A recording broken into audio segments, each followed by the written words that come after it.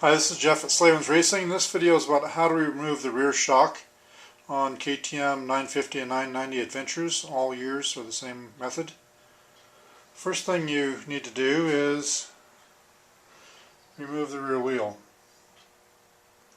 So that should be fairly self-explanatory. Just remove the axle and the nut, obviously. Slide that out and then remove the rear wheel. From there, there's a mud flap up inside here. That's the mud flap, and it's just held on by 4 bolts. This mud flap that's in front of the wheel. So remove it so that the shock is exposed, because after we loosen the shock, it comes out through where the wheel sits. So from there, you have to remove this top shock bolt, this one right here. In order to get to it, this cover is up like this, so you can't get a wrench to it.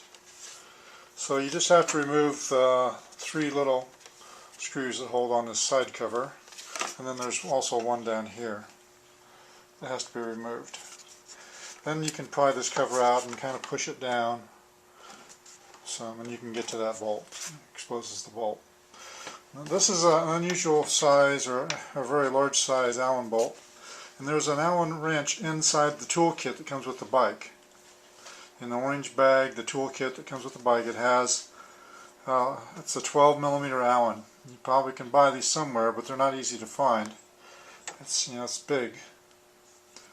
So the first thing you need to do is to loosen that top bolt, which I've already done, and they're in there pretty tight. You might have to put some type of a helper on the end of this wrench, this Allen wrench, to pop it loose. But you want to take that bolt out first. Take it out before you take the bottom one out. So when you think you've got it screwed out almost all the way, you'll have to lift up on the rear wheel to take the pressure off the bolt. Lift up on it and jiggle it a little bit as you're pulling out the bolt. So we remove the top one first because we don't want any pressure on the bottom one when we're removing it, because if you make a mistake on this bottom one, it takes a while to dig out of that hole. The swing arm is hollow. The whole thing is hollow. And there's a rubber plug on here from the factory. It says KTM on it. So take just a flat blade screwdriver and pop that off. Then the Allen bolt's in there. Now I've already taken it most of the way out, but you want to be very careful when you remove this thing that you get it out of there, because you can drop them inside that swing arm. Believe me, I've done it. And then in order to get them out, you got to remove the swing arm. So be very careful when you do that part. From there, the shock's basically ready to remove. And just go back in here to where we remove the mud flap and just use a pry bar. I just have, a regular pry bar. You could use a big screwdriver or something. I don't really like using screwdrivers because they're made for screwing and pry bars are made for prying, so pry bar would be a better option. And then you can just pry underneath there and pop it out. And since I'm doing this video with one hand and the wrench in the other hand, I'm not going to go ahead and pop it out of there because it'll just crash down on the bench here.